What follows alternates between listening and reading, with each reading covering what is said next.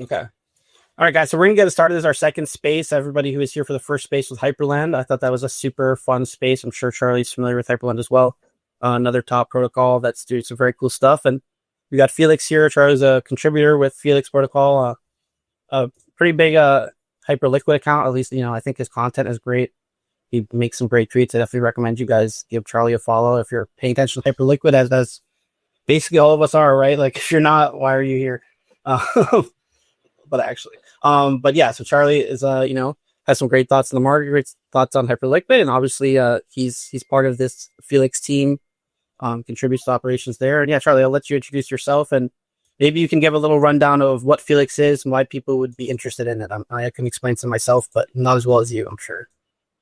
100%. Yeah, really, really good to be here. Thank you again for having me, man. And yeah, so good to see so many familiar faces here. I apologize for not sporting my Hypeo on here, but I'm a proud holder as well from Mint. So, but probably soon I'll switch it out too and have that on there. But yeah, great to be here, guys. For a bit of context, maybe you see my bio, but I'm one of the co-founders of a firm called Anthes Labs. We do risk work primarily in the lending space. We got started about 3 years ago in the wake of the Terra Luna collapse and built out a monitoring system for Aave, which we eventually scaled to Euler, Compound, multiple other lending protocols. But so that's kind of our main focus has been on the risk space, specifically around DeFi lending. We are a pretty lean team and kind of just explore what we like to explore.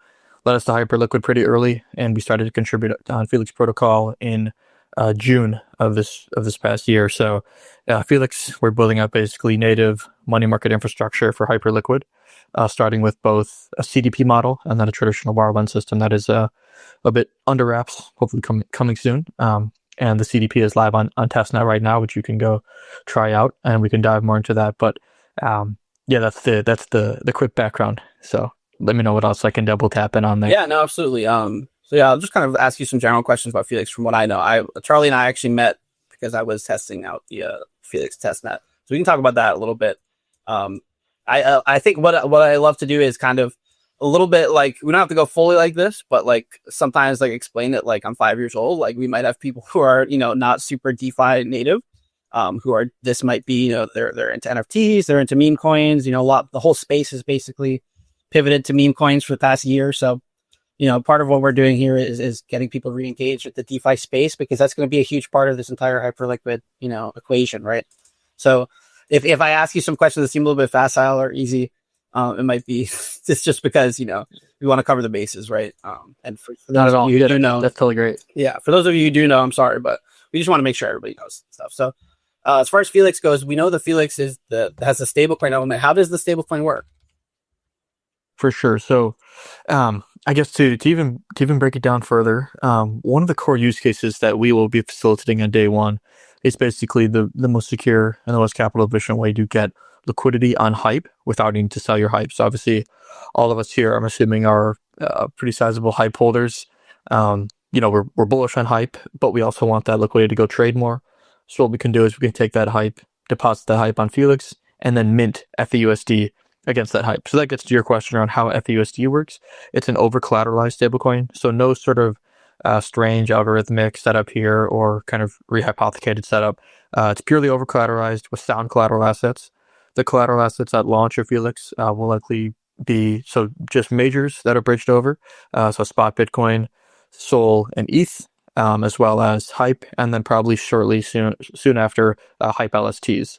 So that's what I would expect. But yeah, we're working out kind of mechanisms or ways to design for more long-tail collateral assets down the road. But at launch, we're focused fully on blue chip assets and just the most secure assets that people want to borrow against. So that's a bit how feUSD works. I will dive in. There's a bit of a unique mechanism that you might have tried out when you were testing, which is basically the user set interest rate feature. Basically, on most borrow lend systems, when you're borrowing an asset, you are at the whim of the supply rate or at the borrow rate, which is based on utilization. So there's a curve on the interest rate, and as the utilization increases, that borrow rate can increase pretty rapidly. On Felix, because of our unique kind of mechanism as a CDP protocol, what you can do is you can select your own interest rate. Now, this doesn't come without its risks. You take more redemption risk, which we can dive further into, and I'm getting sort of in the weeds here, but basically you accept a certain redemption risk if you set a super low rate, and then from there. But if you're very bullish on feUSD and you want to hold it and you want to basically mint a rate way below any sort of market rate, you can do that on Felix. But yeah, over-collateralized stablecoin minted against sound collateral. That's how this works. Okay, yeah, that makes a lot of sense, and it brings me to what might be a little bit of a detour here. Just for the people who don't know about like algorithmic stablecoins, it's obviously relevant to you and the stuff you're doing with Anthes. In the wake of Luna, like everybody, algorithmic stablecoins basically become like a dirty word in crypto. It's like people basically try to make stablecoins without actually having them properly backed, right? Is how it works. It was is effectively a Ponzi scheme, right? Or, and in a lot of ways it becomes kind of a Ponzi scheme. So an over-collateralized stablecoin, my understanding is basically, as you described, like you're backing it with Bitcoin deposits, ETH deposits, everything. How exactly does it work as far as, let's say, Bitcoin hype and whatnot start going down? 100%. So this is the main thing to monitor for these over-collateralized stablecoins. Obviously, from a USD denominated value perspective, you always want to ensure that the value of your collateral is a certain threshold above the value of the feUSD minted. That is where there's a parameter that comes into play called the max LTV or max loan to value ratio. This can be determined per collateral. So any of you guys who have already dealt with lending protocols or any sort of leverage system, you understand probably how this loan to value system works. But for anyone who hasn't, basically on each collateral asset, there's a max LTV, which is a max amount you can borrow against that asset. So let's say that Hype on Felix has an 80% LTV. That will mean that you can mint, if you deposit, say, $100 worth of Hype, you can mint $80 worth of feUSD. What that's saying is that that's pricing Hype at a way of, basically saying Hype is this amount of risk that we can take on, given Hype's risk profile with respect to liquidity, volatility, like you mentioned, and those different factors. And so we can basically accept you to borrow this much feUSD against Hype. Now, for certain assets that are more risk on, you'll set a lower max LTV. So that max LTV might be, 60% or 50% or super low for a kind of a meme asset that probably wouldn't be collateral on Felix anyway, but just, for the sake of discussion, that like if you had something that was super liquid, super volatile, you might set, a 20% LTV in an isolated market. But yeah, that's kind of how the LTV mechanism works and how you determine the borrowing against piece. And to your point, so basically, so let's say the price of BTC were to be dropping. In theory, that shouldn't be an issue because we've factored in, hey, here's a safe LTV based on BTC's historical volatility index liquidity. There's also the fact that it isn't the worst thing if the price drops, just that users who are very risk on, they accept that liquidation risk and they will get liquidated. Ideally, that never happens, but of course, in any sort of lending system, leverage system, there are people that happens. Absolutely. So that's where kind of ensuring that there's sufficient DEX liquidity to process those liquidation comes into play. And that's the second part of the risk equation. So if you do get liquidated, like you have the dollars, right? You have USD. Like it's not like you lost everything unless you lost all the money that you got. Yeah. So. Right. Yeah. This is another kind of aside, and we can talk about, some of the lending stuff that we're doing, but there's another element of stablecoin that got really popular the last year. I'm certain that you're familiar with, which is Athena's mode, which is basically they're doing like delta neutral strategies where effectively you give like they take one ETH and then they short this equivalent amount on perps and then they are the funding against the yield of staking ETH and they kind of mix it all together. Is Felix doing anything like that, or what would be like your argument against collateralized over collateralized stablecoins versus this, or are you guys messing with that at all? Yeah, no, it's a great question. So I guess I'd start off by saying, so we're pretty close with the Athena guys, and there may be a collaboration coming on that end.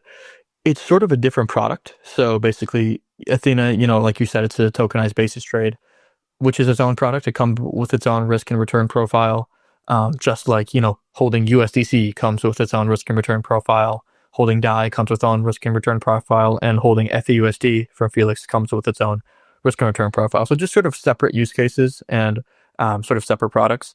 On the Felix side, we're looking at it more as, number one is it's a savings vehicle for people on Hyperliquid who want to earn passive yield by depositing feUSD into Felix stability pools and also earn Felix incentives for people who want that. And then as well, it's a vehicle for people who want to get, maximum leverage or more leverage or liquidity on their hyper spot assets.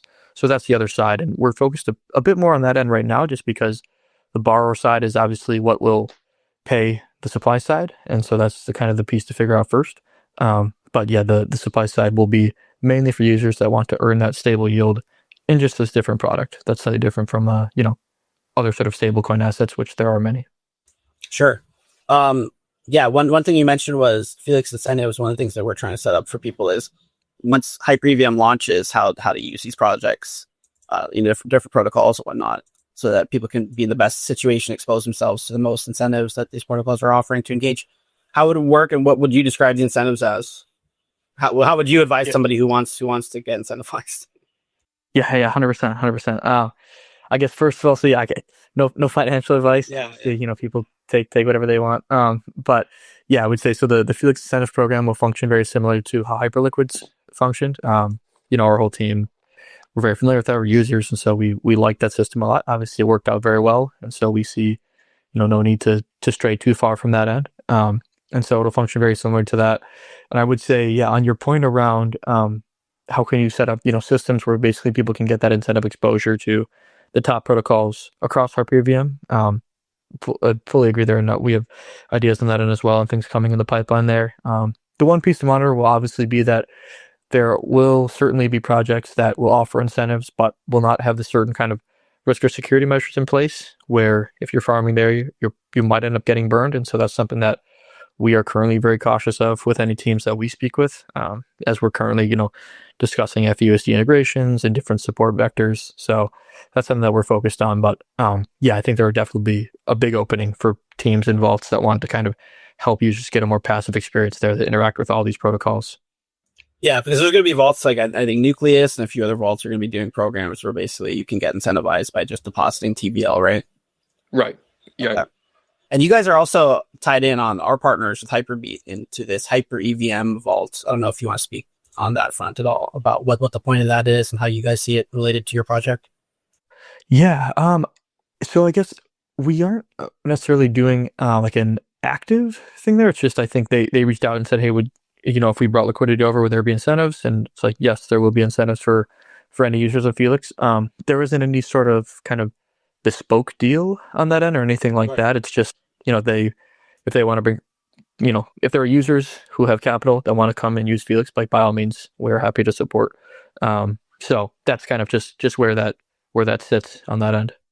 Okay. So I guess to bring it back, and then we can talk about some of the testnet stuff that you guys have after this, but like to do it again, like the 5-year-old version, let's say like for instance, I'm holding wrapped Bitcoin, I'm holding actual Bitcoin, I'm holding Hype, ETH, etc. I assume all these are going to be on our platform, like Felix, not our platform, your platform, but Okay. like, so what would you say for somebody like me? How would I be interacting with Felix?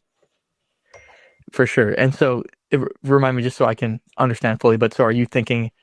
Yeah, like they're two. Yeah. I want to both farm incentives with my assets, and I also want to expose myself to some stable coins. Perfect. Yeah, so there are basically 3 user types on the Felix side currently. The first one is the person who wants to borrow against those spot majors or hype LSTs. So what that user will do will be deposit those assets, mint feUSD, and then that user can take that feUSD and go deposit it into another Felix protocol. So basically running a carry trade. That user can do will facilitate an automatic swap to USDC, and that user can take that USDC and go trade more on Hyperliquid. So the user can do that, or the user can just hold feUSD if the user just wants to do that. What we don't want a ton of is users who just kind of mint feUSD and then deposit directly into Felix stability pools. Not to say that we had any way to stop it. It's just a matter of that's sort of an unnatural behavior where you're basically paying yourself yield, which isn't super natural. So that's not the best thing, but that's is that looping or is that not looping? Not necessarily. I mean, yeah, you're basically you're not really looping. You're just sort of like paying yourself yield, but it's not really coming from any other system like a staking system where it's coming from external validators. So Yeah, so that's the first piece there. That's the first user who wants to basically borrow against assets. Secondly, there's the user that wants to LP. So that what that user can do is take USDC, supply that USDC into the Felix, USDC feUSD curve pool, or if there's a pool on HyperSwap or some other sort of liquidity venue. I mean that's what those users can do. So you can LP with that, and there will be incentives as well as borrower interest directed to LPs. So we can kind of help bootstrap kind of community liquidity for feUSD, USDC, make for easy swapping, etc. there. And the third is the user who wants to hold feUSD in Felix stability pools. So what this user can do is take USDC, go buy feUSD, and then go deposit that feUSD into Felix stability pools. Basically, the alternative would be this user is holding, say, $10,000 in USDC, earning no yield. User takes that USDC, swaps for feUSD, deposits that feUSD into Felix, and you earn yield on that in the form of borrower interest, liquidation incentives, and then Felix incentives. So those are basically the three user types. Okay, awesome. Yeah, no, I appreciate you describing the other users too. Yeah, so I think my last core question that I really had was about what you guys have going on testnet. If you want to talk about what people can do on the testnet and how to engage with that. Yeah, 100%. So the Felix testnet is currently live. It's been live, I think, since November, maybe. And yeah, we're currently helping users try it out directly. So I know we worked with you, helped you get set up directly. I've seen a few other faces here that we've worked with as well. But yeah, basically, if you want to try out the Felix testnet, feel free to shoot Felix Protocol on Twitter a DM, or you can shoot me a DM as well, and I can help get you set up. But we'll get you set up directly with test assets and walk you through the protocol so you can see everything and be comfortable with it for mainnet launch, and as well as answer any questions and hear any feedback on the UX of it as well. So, yeah. And just to clarify, you don't have to say either way. But in case you do, I know we've had a lot of people talking about like they're trying to farm testnet stuff. My understanding is that I was just poking around Felix so that I can be familiar with it. It is or is not an incentivized testnet or no comment or whatever. Oops, I think the space is glitching out. I don't know if that's just me, but after I asked that, it all got messed up. I hope you guys can hear me. Maybe you guys can send some emotes if you guys can hear me, because I think it also got messed up on my end there. Okay, so I'm good. Yeah, I think something happened there because it also cut out for me. I don't know if you guys heard Charlie talking, but yeah, hopefully we'll get Charlie back. Maybe I scared him asking if the incentivized test that's incentivized. I hope not. But yeah, no, the reason I mentioned that is because Hitoshi's here. Actually, we were talking about Hitoshi on the last space. About a lot of people are messing around with the testnet and doing kind of jump transactions to farm testnet incentives. And I don't think a lot of protocols are actually doing incentivized testnets. So it's like just mess around with it in most cases just to do it. You know, like for me, when ARB did their airdrop, I actually just sincerely engaged with ARB. I didn't realize there was going to be an airdrop. And I ended up making a lot of money, but like it was real ARB. It was the real ARB mainnet. You know what I mean? And I think that's one thing you get rewarded for is just being curious, especially in Hyperliquid Eco. Charlie, I think we have you back here. I don't know if you were talking after I asked you about the incentivized testnet or not, whether it's incentivized. Hopefully it's working now. Sorry. Yeah, not sure how I cut out again, but yeah, I'm back. So yeah, to clarify, no incentives on the testnet, used just for testing. Obviously, would be incentives on mainnet, but yep, that's it. All right, cool. Yeah, so I think what we'll do is switch to more like a casual space. Charlie, you're welcome to participate in the discussion. Anybody else who wants to come up here? We got Ness, who is here in our last space. Ness, you're free to hop on, or anybody else who wants to join. Feel free to request anybody. And yeah, we just talk about the market and talk about stuff. So I guess me and Charlie will just shoot the shit for now until we get some other people. But yeah, Charlie, what's your thought on the market right now, whether hype or just the market in general? Yeah, I mean, obviously the past week and a half has been quite the ride. I think overall we're pretty happy with where things are. Somewhat interesting to see. We've been following obviously very closely. I guess sort of a proxy, but the spot ticker auctions and just seeing the prices there. It's kind of interesting to watch that. I think probably our thinking is that once spot BTC goes live, that will see a pretty big uptick. So we're just kind of watching them right now, just as a proxy for like overall adoption around, people who want to launch on the DEX there. So, but that's an interesting piece. I don't know, curious to hear your thoughts on that too. Yeah, no, I think the market is in this. I mean, I almost have this conspiracy, honestly, the way that they got everybody so excited about crypto, and I feel like my little conspiracy is that, maybe TradFi is shaking everybody else in a macro sense. They don't want people to buy the coins cheap before they unleash the flood of liquidity. That's just my, listen, we're in crypto, we're generally assume everything's adversarial, right? So I assume something's going on, something, it just seems weird. And then the tariff stuff, I'm doing stuff where it's you do a tariff and then the next day you no longer have the tariff. It's just all a little bit funky to me.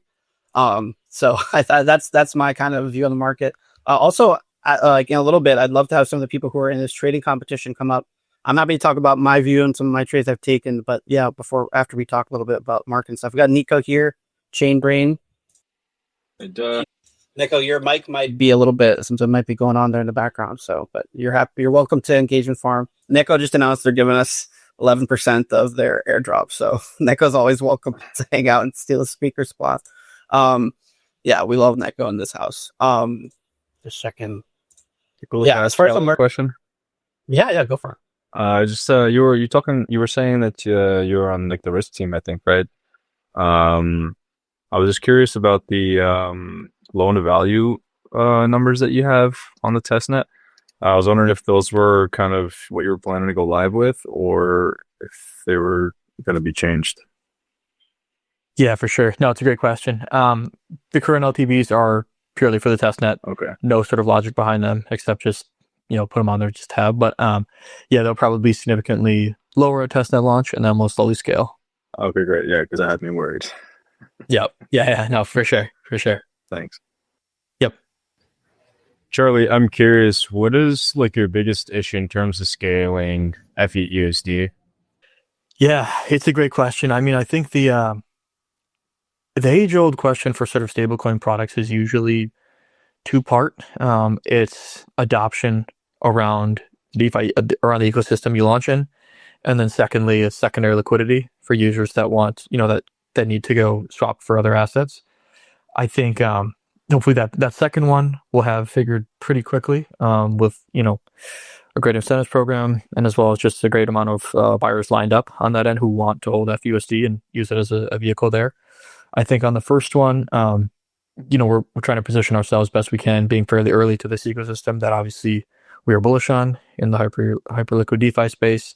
Working with a fair amount of other builders in the space, like you guys on the Neko side, or Nets here on Hyperland, or a bunch of other great teams. I'm seeing some other great builders in here. So, I think trying to find ways to make sure that, we're established around the hyperliquid space and then, go from there. So, I'd say those are the two pieces mainly that we're focused on. Charlie, since you're our special guest today, I wanted to ask, what's your view on hyperliquid valuation of the token and where you think it's going to go, and what excites you about hyperliquid?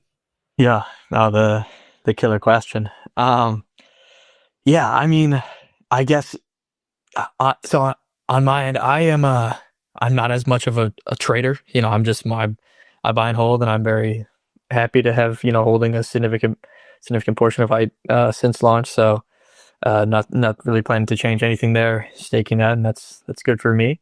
I think basically on our end, I mean, I still don't think that what's coming on the Hyper EVM side is priced in, as far as just being very hands-on in the builder space and seeing multiple new projects coming that are fully in stealth right now, but are very, very, very impactful and will be very impactful.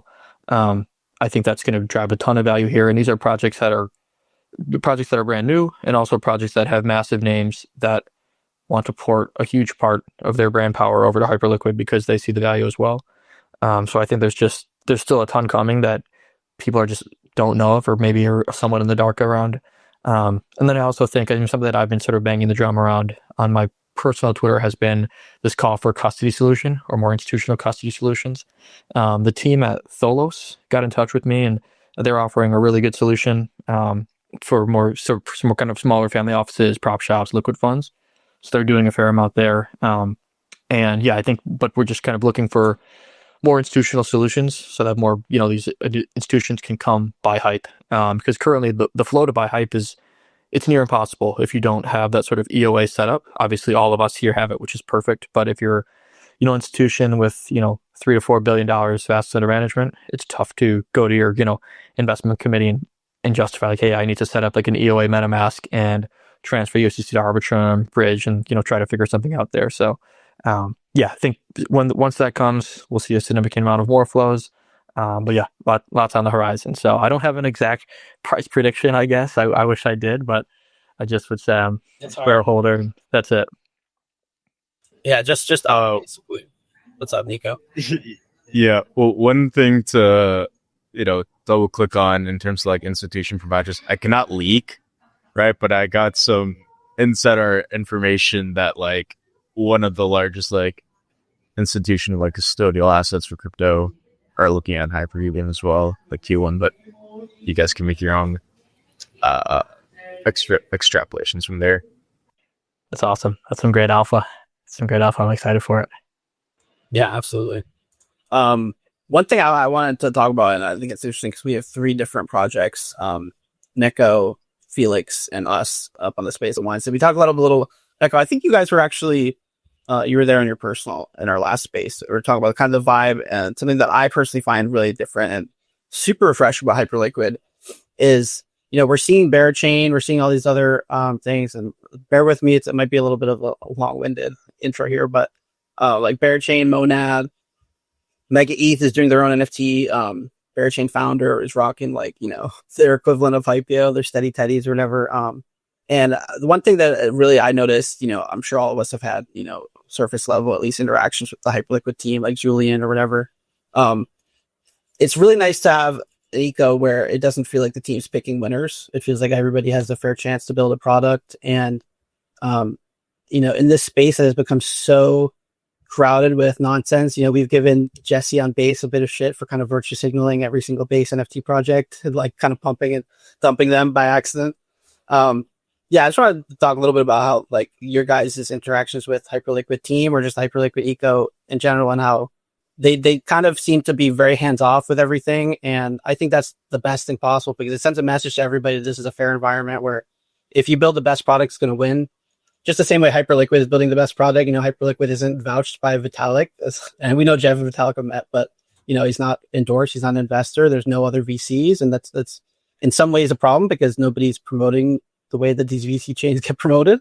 But it's a real ecosystem with a real opportunity for people who come and sincerely want to build something different and want to be here for the right reasons and can actually get the market interested and, build something that can win without having, Jeff is, they're going to have their own NFT. I don't think Jeff's ever going to wear a Hypeo unless we actually become like amazing, and I just the same way that Charlie, I don't think you would have any expectation that Jeff is going to be pushing feUSD over what I'm sure will be other stable coins on Hyperliquid.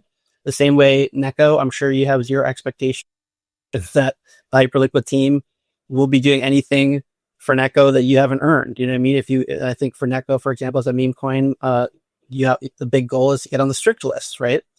And yeah, I think we lost Charlie. By the way, it's not just Charlie. We've had a couple of people trying to become hosts, and they keep dropping, and it's just Twitter spaces are fucked up. So Elon's got to get it together. But yeah, Neko, since you're still here, and hopefully we'll get Charlie back. I just wanted to talk about that briefly and see how you feel about it, if you feel the same, and how you feel about Hyperliquid as a place that's really different. Yeah, I mean, Hyperliquid, Hyper-VM Eco is probably the most meritocratic ecosystem I've been a part of as like a builder. I mean, I don't want to dive too deep into the details, but I've had like extensive relationships with Monad, Bearchain, Mega ETH.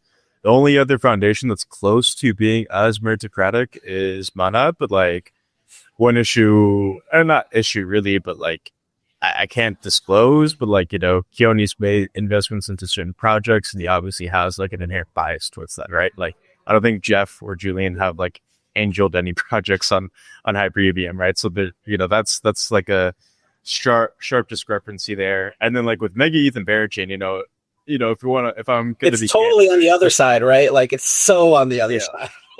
Yeah, they want you to suck their dick, right? They want you to be a dick sucker. They want you to be a yes man. And like, I mean, I personally didn't fuck with that, so that's why I'm on Hyperliquid.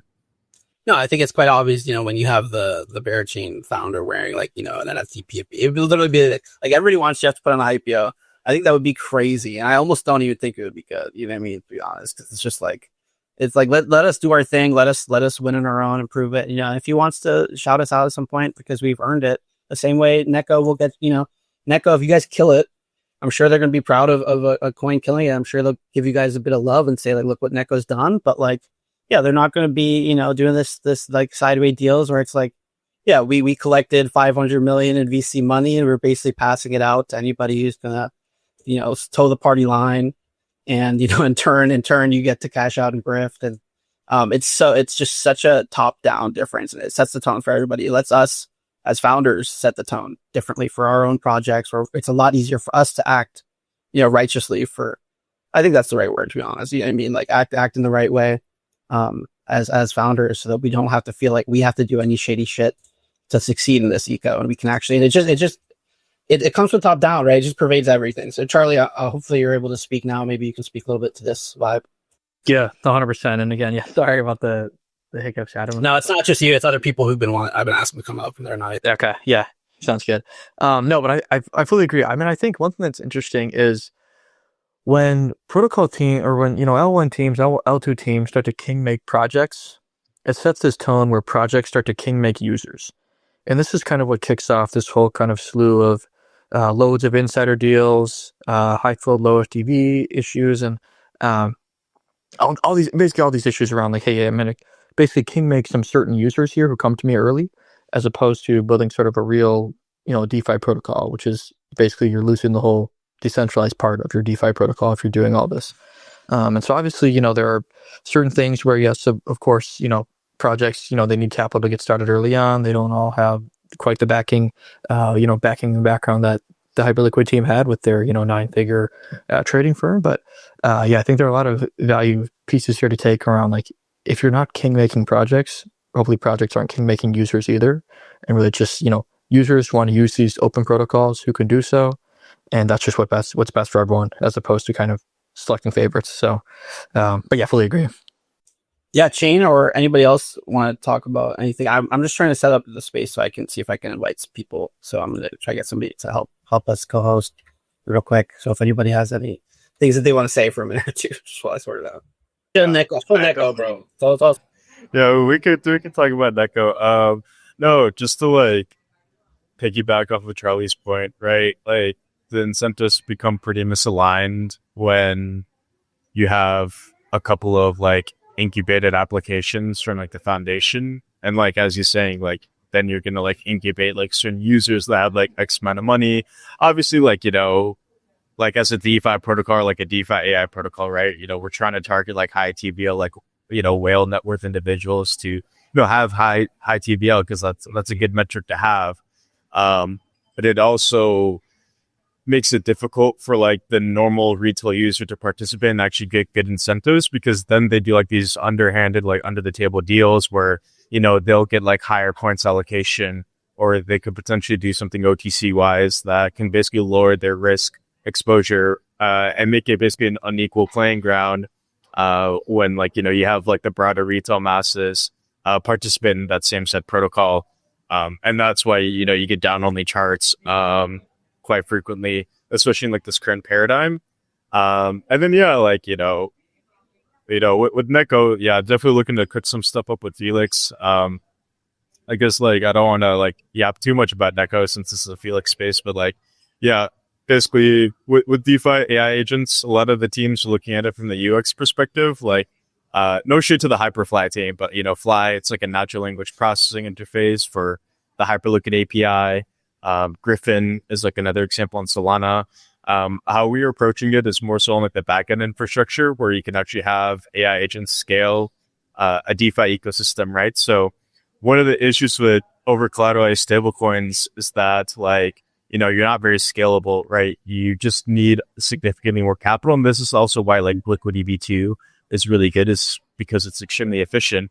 But, you know, you still kind of run into that same error where like, how are you going to compete with USDC, USDT? Well, if you have agents that can actually provide liquidity, provide collateral as backing for feUSD and actually scale the stablecoin, that's actually a potential solution that can actually help address this issue that the decentralized stablecoins have been plagued with since day zero.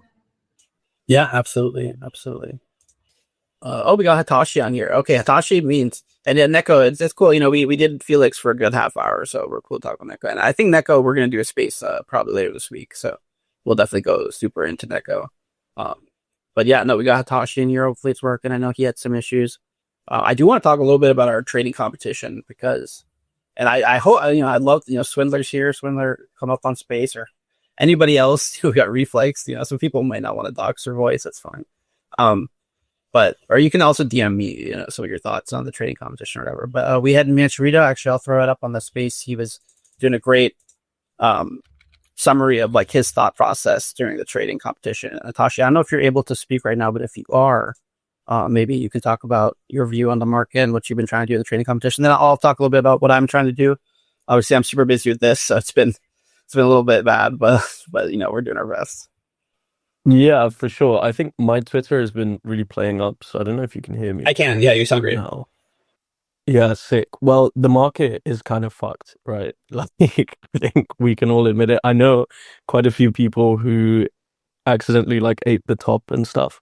I'm not really like a perps trader, but I joined this competition, and it's probably the first time that I did perps in quite a few months after getting liquidated on Hyperliquid last time. But not sure Jeff is going to save me this time. Honestly, I think it's just blown out. Like, we're just going to trade in like a range for a while. Like, the tariff stuff was just the market is like super reactive. Oh, I think we might have lost Tosh. Nick's talking. I may need to retire. I think you're coming in and out, Toshi. Last thing. Yeah, I think like the most of the people that made loads of money are generally like 9-figure traders that I speak to, who I just randomly met in like Dubai and stuff. They're like, yeah, I'm all cash. Like, I don't give a fuck. Market can go to zero. So most of the people that are playing are the ones trying to get to like 7 figures, 8 figures, and typically they're taking on a lot more risk, and hence that puts I think like a fragile lens on the market overall. So yeah, like that volatility is like fun to play in, I would say. The other thing is, like, in the trading competition, we were all supposed to start with like $1,000. So I loaded up mine with like $1,000, but there's $100 fee to start the vault. So I'm already down, but going well. Gunning for first. Let's see what happens. Yeah, I'll Tasha, you can maybe describe some of the trades you took. I kind of took a very slow, because I'm obviously have a project to run, so I'm not focused on perp. To me, perps trading, when I do I like perps trading, but I have to be fully focused on perps trading because it's an easy way to get totally chopped to death. And if you're not, like, I've tried to do the multitasking thing where I do other stuff and you just die in the vine, dude. Like, for me at least, unless you really get your killer entry, and again, you have to focus a lot, I think, to do that, really. For me at least. Yeah, absolutely.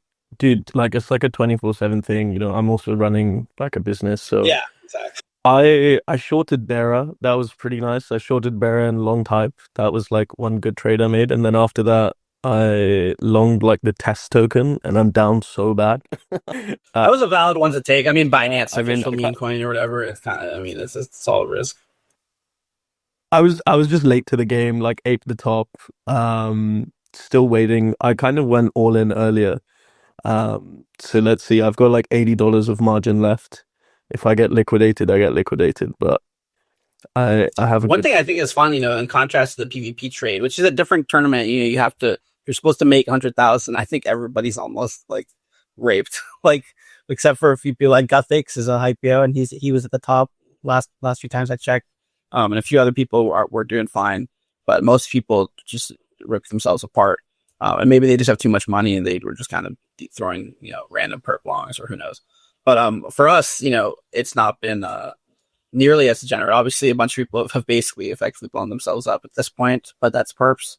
But we have a lot of people in profit. I think there's that chart of like how profitable hyperliquid traders are in the aggregate, and it's like not profitable, like, at all. For the average or whatever person is down. That's perps and the shit traders here, same for the airdrop. There's a lot of that, unfortunately, for them. But perps are fun. Perps are a fun product. Like, when I made the announcement, I kept putting like disclaimers. It was like, we're not responsible. You're gonna lose money. Don't come to me crying if you lost money. And there wasn't a huge financial incentive in the same vein, because I didn't want people to feel like they were like, oh, like, I could make a lot of money if I win this, and then I also make a lot of money on my vault. It's like, no, like, listen, do it if you want to trade. It's gonna be a fun competition. We're gonna run more of them. But yeah, it's like, take your own risk. Yeah, I'll explain some of my trades. Basically, I made Originally I did, we started, it was a bloodbath the day that we started, and Sol was at like 189. I was looking at the chart. I just thought, like, if Sol's this far down and it looks bad, a lot of what I've noticed personally, and it's not so much happening lately, like, seems like we get saved on like Sundays now or whatever. It's a little different, but I noticed like last year, especially once the BTC ETF came in, it seemed like moves, now that we're more linked to TradFi and the stock market, it seemed like moves that happened and solidified on Friday would kind of continue through the weekend. And so I was doing pretty well with that strategy where it was like, okay, if stuff's breaking down on Friday, it's probably not getting rescued Friday night or Saturday. I was wrong. Like, it did end up getting rescued. So I shorted Solana at like 189. Thank God for stop loss. I didn't lose too much on that. And I longed Hype. But Hype doesn't have a lot of leverage, so it didn't save me too much. I could have sized up, but whatever. And then I closed both of those out to reset. And then I did a really convoluted thing where I basically I was looking for unlock pressure, and I looked at Arbitrum. Arbitrum is whenever they do their unlocks, it's like notorious. I don't know if you guys know, but like Arbitrum's unlocks are crazy. And I just think Arbitrum's in such a weak spot, especially as we know with Hyperliquid. It's the Hyperliquid bridge. I just don't feel like there's anything there for it. ETH narrative is so weak right now. So basically what I was looking for was like weak ETH beta. Athena, I also shorted because Athena had pumped a bit. It was like at a time when a bunch of coins it was right before this, like it scam pumped and then it dumped today, right? So this is like around the point where the pump was sort of reaching its zenith. So I shorted Athena, and I shorted Zeta, which has a big unlock coming, and I shorted Arb, which again, big unlock. And then Athena has a fat unlock coming in like March. And I saw some people were dumping Athena, so I did all right on those. But then to balance it out, to like manage my risk, like an idiot, I longed like Bitcoin, ETH Classic, because to me, like, that's the opposite of weak beta. Like, usually ETH Classic is pretty reflexive to ETH price action. Like, if ETH starts pumping at all, ETC tends to respond pretty well.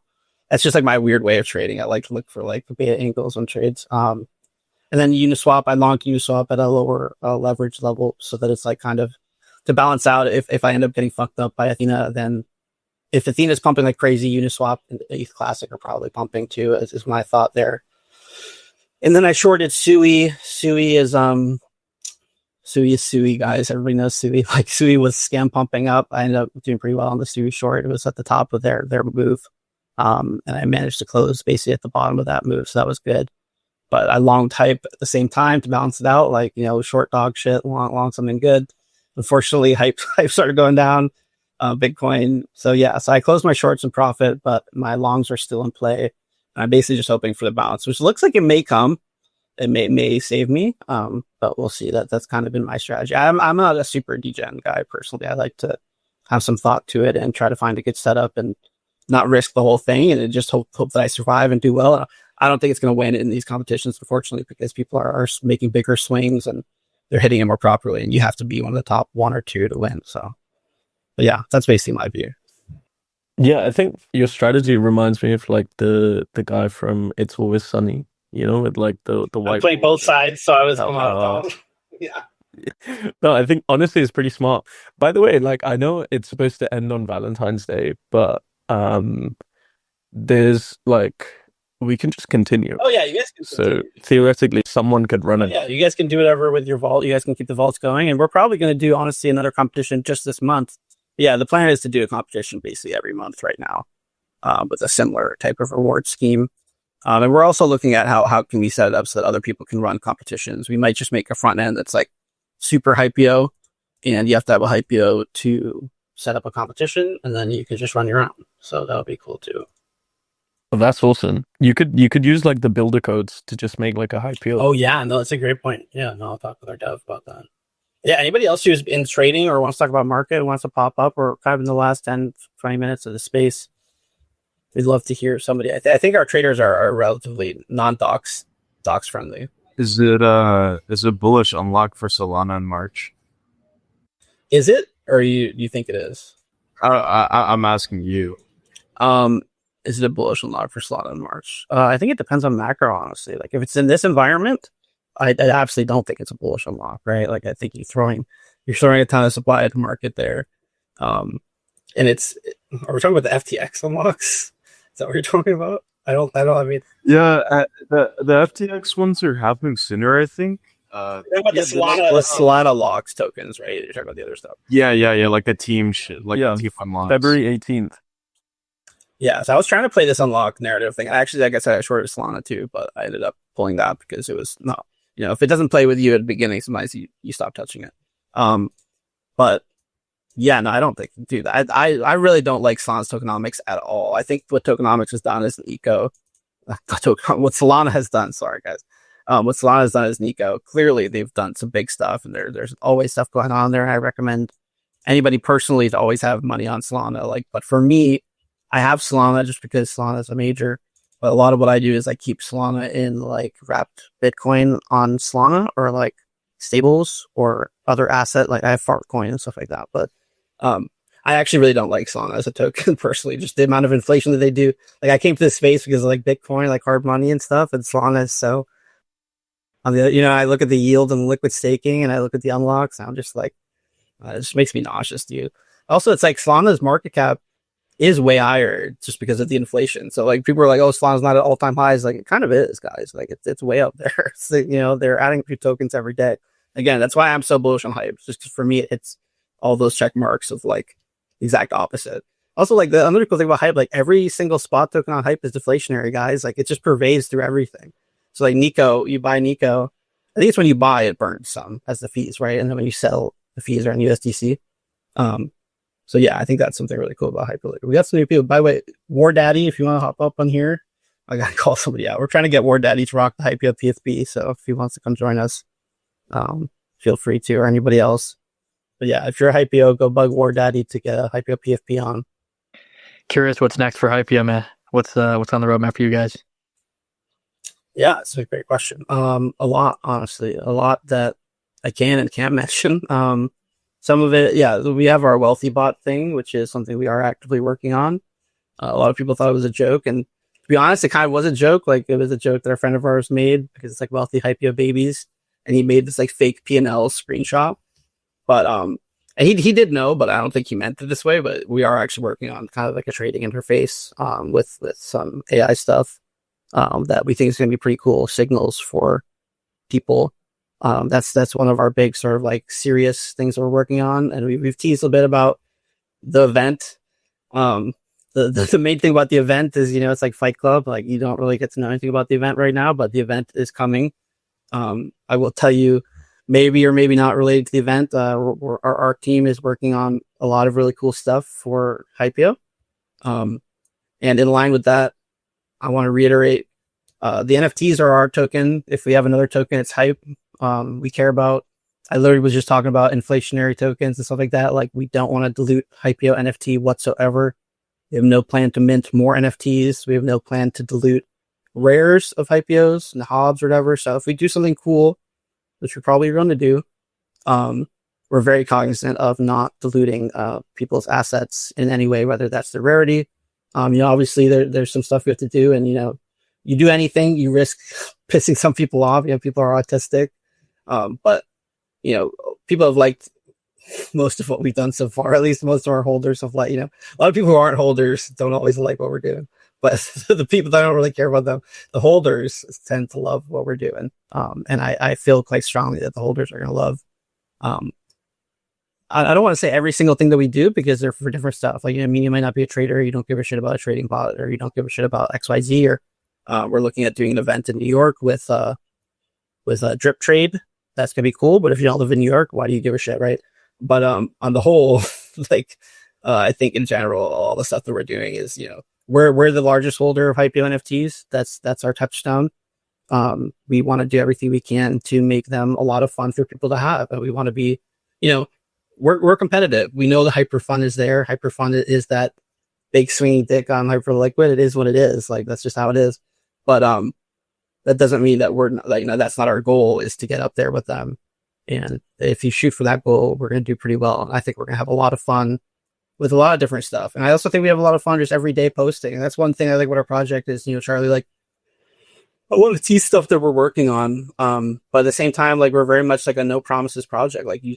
What you see is what you get, and a lot of people are looking at us as airdrop spec, Neko and I'm really glad that Neko is airdropping us. And Um, who've already had a bunch of people commit to doing airdrops, and Felix, you guys can airdrop us too. It's all good. Uh, but but the airdrop thing is not something that we promised first party, right? Like, I've never said to anybody like you're getting an airdrop. Neko has said you're getting an airdrop.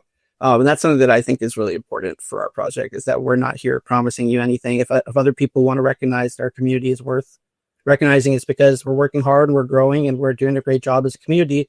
And it's because they see value in Neko. Like, not that I'm asking you to blaze us, but like maybe you would talk a little bit about the airdrop angle and why you think it's worth airdropping Hypeo community, because nobody does anything for no reason, right? Like, people are doing stuff for a reason. And that's the one thing that I want to stress is like, let's kill the culture of entitlement. I don't want people buying this token because they think, oh, here's like my free money printer Hypeo. Like, I don't personally work on this 24/7 so that somebody can buy it and like not be part of our community or whatever and make money. And that's something I'm cognizant of. Like, I'd love to do stuff where we reward people if we do reward, or if somebody like Neko is going to reward holders, where we can say like, hey, here's a list of 300 people who are super, super active and super part of our community, and they're super loud and they love Neko. And like, if you're going to airdrop, why don't you give those guys a bonus? Because those are the people who aren't sitting and just holding an NFT and like AFKing, you know what I mean? Because those guys don't, like, that's not why Neko's airdropping, I assume. But yeah, Neko, I'm just invite you to maybe get a little bit your logic of why you're doing your airdrop. Yeah, for sure. I mean, there's a couple of reasons why we're doing like a pretty like 33% of like a whole third of like the third of the supply we're airdropping to IPO, is just because like the vibes are definitely there. Like, I've said this multiple times before in different spaces, but like IPOs has like that 2021 like NFT energy that like has basically just been beaten into the fucking dirt from all these like NFT grifters in like LA and shit like that just like ruined everything. And it's also like anti-culture, right? Like I'm on my like, Nick Fuentes, yay, crash out era type shit, right? So like I really resonate with that energy. And then, yeah, I mean, been talking to Black and like, yeah, I mean, like I fuck with Milady. Like I'm a schizo poster as well. I am probably a bit schizophrenic. So yeah, I mean, that's kind of, I just really fuck with the community. I see the kind of like rabid like engagement that you guys do, and like you guys seem like you ride or die for a certain project, and we want Neko to be one of those projects where like we airdrop you like an actual solid product, and like it's at the end of the day, if you choose to sell, you choose to sell. Someone's got to sell the bag, right? Not everyone's gonna hold it to fucking infinity. But hope you guys would like to join us for the ride on the long journey of becoming the overall agentic DeFi AI infrastructure and hyper EVM. So it's just a couple of reasons why. Good vibes, anti-culture, and just like a really strong community that we can do like early beta testing with our agent products.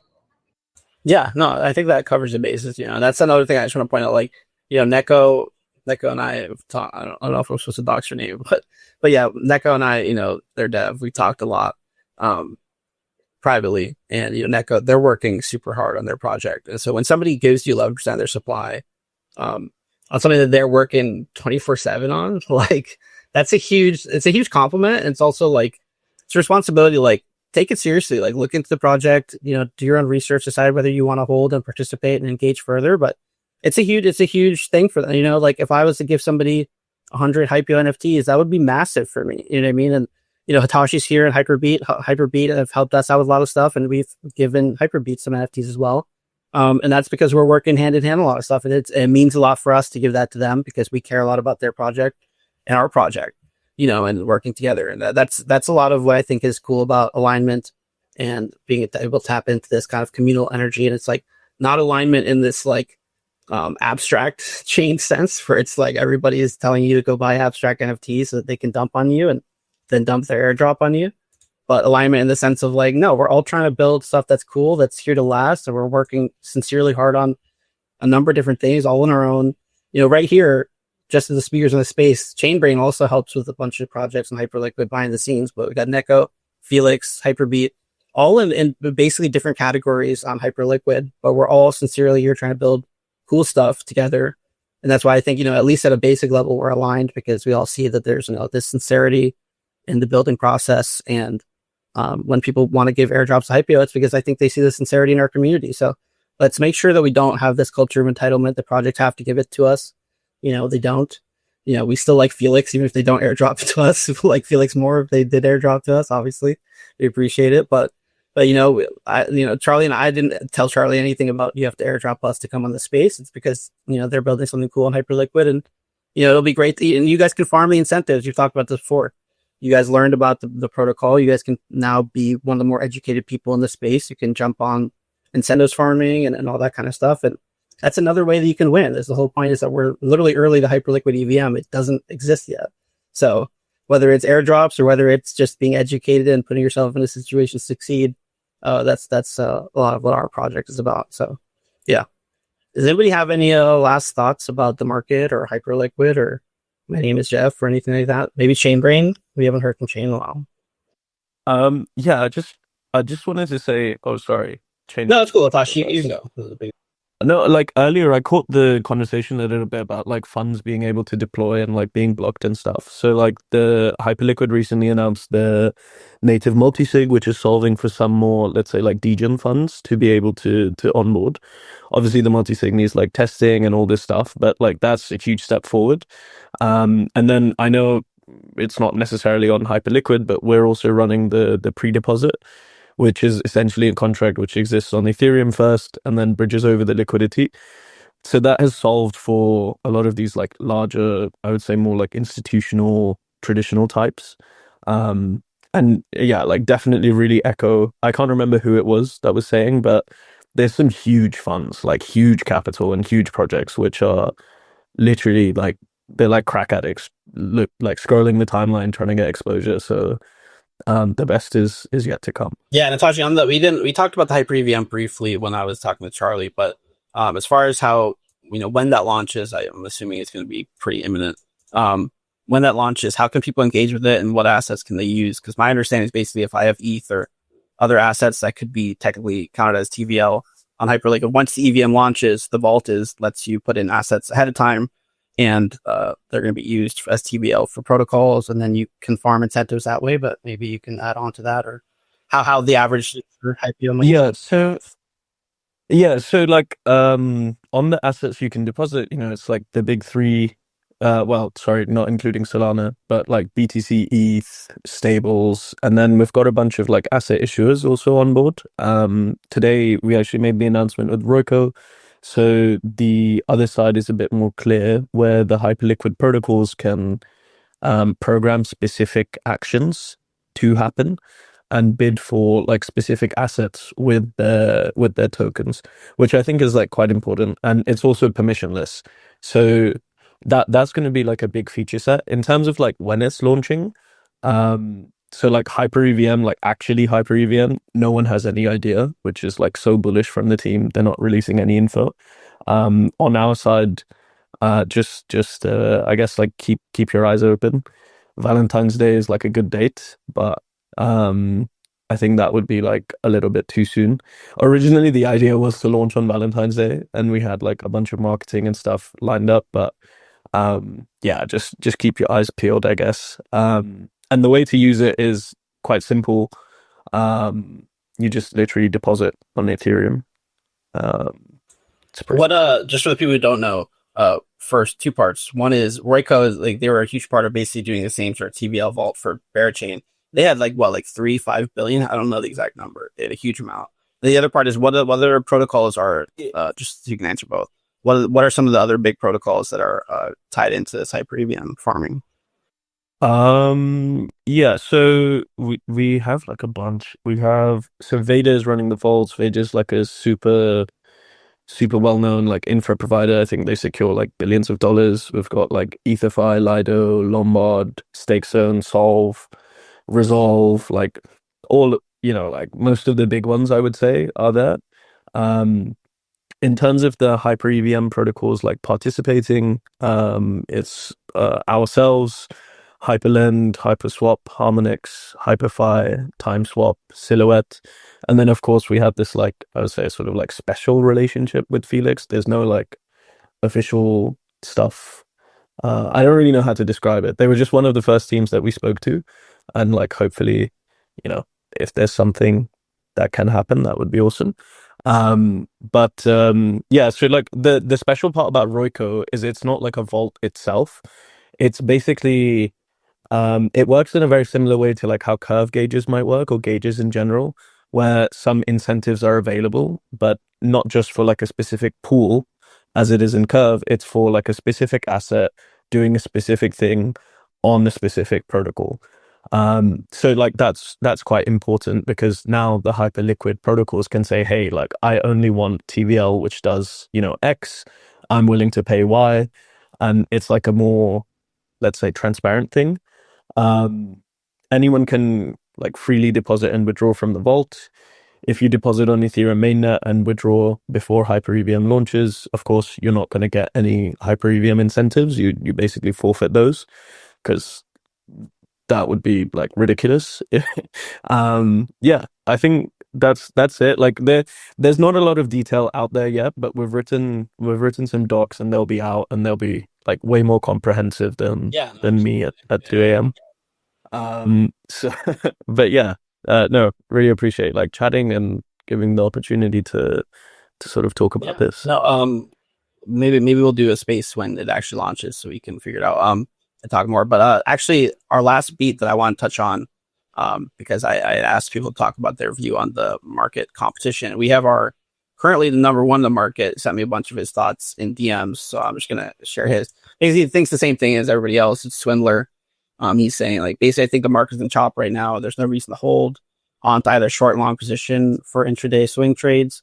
So what approach I'm trying to take is make quick in and out trades. That way I also make sure I'm not in position way too long and wasting my time relatively until competition ends, while also ensuring to trade only select few alts which are either new and shiny, since they have more momentum than others, or majors, ETH, Sol, like with Barra or Layer, which got listed today. So it's pretty positive EV to trade, as swings are huge on both sides. That's pretty much my summary. So yeah, I just wanted, because we're doing the market competition and it ends in a few days, so I wanted to get some views from somebody who's at the top of it. So Swindler, congrats on doing a great job so far. We've had a lot of people who've been at the top, and it's hard to stay at the top, Swindler. So good luck. I hope you continue your good run, but be smart. I hope you didn't get chopped up at all. You're doing great so far. But yeah, no, thank you to everybody who's been coming up on the space. Chain, Neko, Charlie, Tashi, it's been a great time. Yeah, why don't we have Charlie? Why don't you leave us some words of wisdom to close out the space? Yeah, well, big honor. Just would say thanks again for having me on and having us all on. I think, yeah, it's a full community effort. Like, it definitely doesn't feel like a stage or anything. It feels like, we're at a round table just trying to figure out how to build the best ecosystem possible. And I think, we're making some good progress here. So a lot of great projects on the way, and a lot of great builders coming. So I'm really excited for it. Thanks again for having me. And yeah, thanks again for having all of us. Yeah, thanks for coming, guys. And I will, we have a space with Nacho tomorrow. We're going to be talking, it's going to be more focused on Hypeo, the project itself, at a similar time, I think an hour earlier or something. Might actually be the exact same time. So we're going to have a space tomorrow, and we're going to have obviously a bunch more spaces. So anybody here who's already here, you guys are all welcome to come on this next space, and you're all always welcome to come chat with us. And thank you all for coming. Thank you guys all for listening. And my name's Jeff.